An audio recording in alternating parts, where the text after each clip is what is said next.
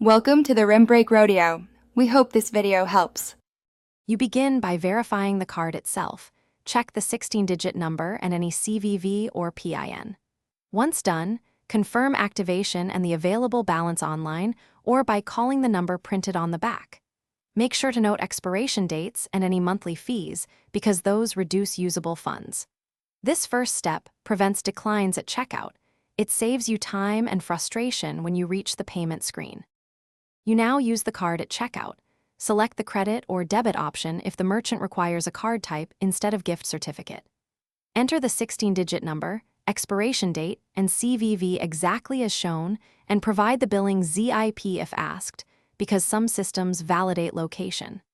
If the purchase exceeds the balance, split the payment. Use the remaining amount on this card and pay the rest with another card or cash. Doing this correctly avoids transaction errors and holds. You finish by handling online specifics and final troubleshooting. When buying online, register the card or enter it as a one-time payment and use the exact name and ZIP that match issuer records. This reduces declines. If a payment fails, check the balance and activation first, then try re-entering details or using a different billing address format.